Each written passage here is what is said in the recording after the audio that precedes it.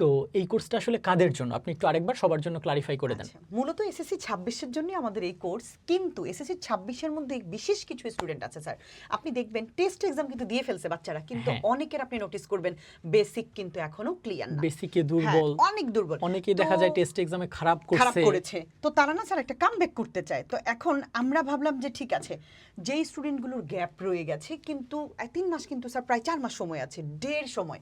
আমরা চাইলে একটা বাচ্চা যদি মন থেকে শুধু এই মুহূর্তে চায়, ইয়েস আমি চাই, সম্ভব। এবং আমরা ওই স্টুডেন্টগুলোকেই ফোকাস করে আমাদের এই কোর্সটা এনেছি। মূলত আমরা এই কোর্সে স্যার মূলত কি কি করাবো আপনাকে আরেকটু আমি ডিটেইলসে বলি। প্রথম কথা হচ্ছে একদম বেসিক ক্লিয়ার করব, কারণ আপনি যতই বলেন এই মুহূর্তে সবাই দেখবেন ডিভিশন বেচ আনতেছে, কিন্তু বেসিক ইম্পর্টেন্ট। বেসিক দেখেন, বেসিক না জানলে আপনি রিভাইজ কেমনে দিবেন? এটা কিন্তু সম্ভব না। তো অনেক বাচ্চা কি করে রিভিশন বেচে ভর্তি হচ্ছে, কিন্তু যারা ভালো, আমরা অবশ্যই দুই ক্যাটাগরি স্টুডেন্ট এই মুহূর্তে আমি পাবো, যে একটা স্টুডেন্ট হচ্ছে বেসিক ক্লিয়ার না, তাহলে সে কি রিভিশন বেচে বন্ধুর দেখা দেখে যাওয়াটা উচিত না? অবশ্যই বলেন। সে অবশ্যই, সে যদি রিভিশন বেচে এখন চলে যায় যেখানে কোনো বেসিকই নাই, সেখানে তার তো অলরেডি সে ধরেন যে একটা ইকুয়েশন কেন আসছে সে জানে না, একটা ম্যাথে একটা অঙ্ক কেন অ্যাপ্লাই করতে হবে সে জানে না, তাহলে সে রিভিশন কেমনে দিবে? আর রিভিশন বেচে কি হয়? রিভিশন বেচে আমরা অঙ্ক ধরি, অঙ্ক করাই, প্রিভিয়াস বোর্ডে আসছে, টেস্টে বোর্ড প্রশ্ন।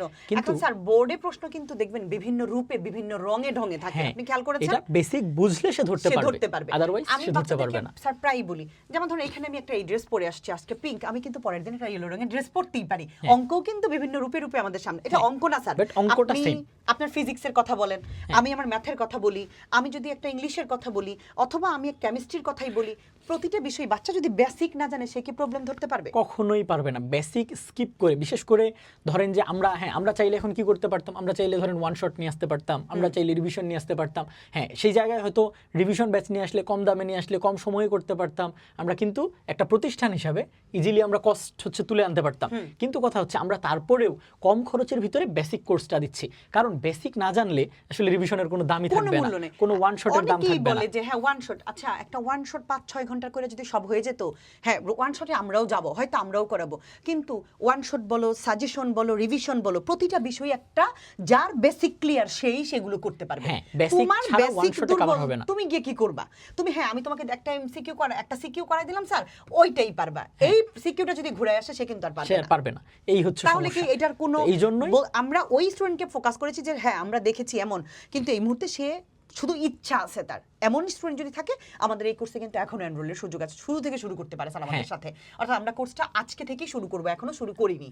ঠিক আছে ম্যাম, আমি একটু আমার বিষয়টা নিয়ে বলি, ফিজিক্সের বিষয় স্টুডেন্টদের জন্য একটু আরেকটু ডিটেইলে আমি অ্যাড করি, যে আমাদের এই যে কোর্সটা আমরা আজকে লঞ্চ করতেছি, তো প্রথমত ম্যাম যেটা বললো যে 3 মাস সময় আছে তোমাদের হাতে, এপ্রিলের মাঝামাঝি গিয়ে আমরা ধরলাম তোমাদের পরীক্ষা হবে, সেই ক্ষেত্রেও তোমাদের হাতে 4 মাস সময় আছে, আমি ধরে নিলাম সেফ জোনে থাকার জন্য 3 মাস। তাহলে এই যে 3 মাস তোমার হাতে সময় আছে, 3 মাস এসএসসির বইয়ের বেসিক ক্লিয়ার করার জন্য ইনাফ টাইম। কাজেই তুমি এই 3 মাস আমাদের সাথে যদি লেগে থাকো, তুমি অবশ্যই তোমার বইয়ের প্রত্যেকটা কনসেপ্ট ক্লিয়ার করতে পারবা। এবং আমি কি পড়াবো? আমি ফিজিক্স পড়াবো এই কোর্সে, ঠিক আছে? তো আমরা যদি বলি আমরা কোর্সটা কিভাবে তোমাদের সাজাইছি, আমরা আমাদের প্রত্যেকটা চ্যাপ্টারের উপর আমরা চ্যাপ্টার ধরবো, ঠিক আছে? তোমাদের যে চ্যাপ্টারগুলো আছে, আমি যদি বলি ফিজিক্সের আমার 7টা চ্যাপ্টার আছে, আমরা প্রত্যেকটা চ্যাপ্টারের ডে 1-এ, আমাদের ডে 1-এ প্রত্যেকটা চ্যাপ্টারের আমাদের কি হবে, আমরা লাইভ করব, ঠিক আছে? এই লাইভে আমাদের কি থাকবে? কনসেপ্ট থাকবে অ্যান্ড সিকিউ থাকবে, এমসিকিউ থাকবে, কনসেপ্ট থাকবে অ্যান্ড এমসিকিউ থাকবে। দেন আমাদের সেকেন্ড ডে অর্থাৎ ডে 2-তে আমাদের কি থাকবে? ডে 2-তেও আমাদের একটা কনসেপ্ট ক্লাস থাকবে, ঠিক আছে? ডে 1-এ যখন আমরা একটা লাইভ করলাম, কনসেপ্ট করলাম, এমসিকিউ করলাম, এমসিকিউ করার পর আমরা আরও বুঝবো চ্যাপ্টারটার উপরে দখল কতটুকু। তারপরে আমরা ডে 2-তে গিয়ে আরও ডিপ ডাইভ করবো কনসেপ্টের ভিতরে, যে আরও কতটুকু ডিটেলে জানা যায়। তারপরে আমরা ডে 3-তে কি করব? ডে 3-তে আমরা নিব এক্সাম, ঠিক আছে?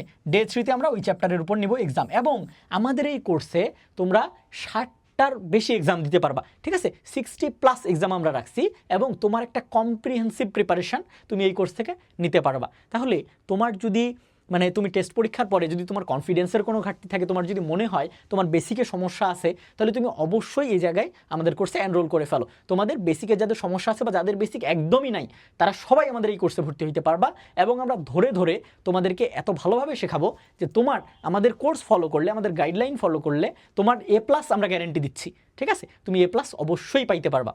আচ্ছা, আমি একটা বিষয় বাচ্চাদেরকে বারবার বলি স্যার, এটা হয়তো অনেক বাচ্চাই জানবে, যেমন আমি বাচ্চাদেরকে বলবো অনেক বাচ্চা ম্যাথ এইবার মাত্র স্যার 8টি অধ্যায় আছে, অনেক মানে 8টি অধ্যায়ের মধ্যে আমি দেখেছি অধিকাংশ বাচ্চা জ্যামিতিটাকে স্কিপ করছে। হ্যাঁ, এটা কিন্তু খুবই কমন একটা ট্রেড। জ্যামিতি ছাড়া কোনো দিন তুমি স্বপ্ন দেখছো জিপিএ 5 ওভারঅল A+ 90 98, তো তুমি জ্যামিতিকে স্কিপ করে মুখস্থ করে তুমি কিভাবে 98 আশা করো? তুমি কিভাবে 90+ আশা করো? কখনোই না। 90+ তো অনেক দূরের বিষয়, তুমি 80ই পাবে না, 70-র উপরে তুলতেই পারবে না। কারণ জ্যামিতিতে তোমার হচ্ছে এই বছর আমি যদি তোমাদেরকে বলি জ্যামিতি অংশ থেকে একটা সৃজনশীল দিতে হবে তোমাকে 10। এসকিউ নামে একটা নতুন জিনিস বের হয়েছে, তুমি জ্যামিতির অংশ থেকে সপ্তম অষ্টম থেকে এখান থেকে তুমি ন্যূনতম 3টি এসকিউ পাবা, তো 2 নম্বর করে হলে 6 নম্বর। এরপরে জ্যামিতি অংশ থেকে স্যার 10তে আমরা এরকম দেখেছি 10 থেকে 12টি এমসিকিউ আছে। 12 আর 6 মিলে 18, 18 আর 10 মিলে হচ্ছে 28। তার মানে আমি বলতে পারি 28 থেকে 30-এর একটা প্রিপারেশন আছে শুধু জ্যামিতি অংশ থেকে। তুমি 30 বাদ দিয়ে 100 থেকে 30 যদি চলে যায় A+, শুধু একটা সাবজেক্টে A+, মানে তুমি কি সম্ভব 80 পাবে? কারণ তোমার তো 30 নম্বর তুমি অলরেডি বাদ দিয়ে ফেলছো দিক থেকে, কিভাবে সম্ভব? সো এই জ্যামিতিটাকে যদি ভয় পাও এবং মনে করো জ্যামিতিটা শুরু করতে চাও, বিশেষ করে উপপাদ্য তোমরা যারা মুখস্থ করো, যে স্টুডেন্টরা, আমাদের প্ল্যাটফর্মে মানে আমরা জ্যামিতি নিয়ে জাস্ট খেলা করি, মানে জ্যামিতি হবে আমাদের কাছে মানে কোনো জটিল বিষয় না, জ্যামিতি হচ্ছে ইজি একটা বিষয়। ইউটিউবে বেশ কিছু ভিডিও আছে, চাইলে দেখতে পারো, এবং ফেসবুকে অনেক ভিডিও দিয়েছি আমি জ্যামিতি রিলেটেড। তুমি যদি মনে করো যে হ্যাঁ তোমার এই গ্যাপগুলো আছে, তুমি শুরু থেকে আমাদের সঙ্গে শুরু করতে পারো, ইনশাল্লাহ একটা বেস্ট কিছু হবে।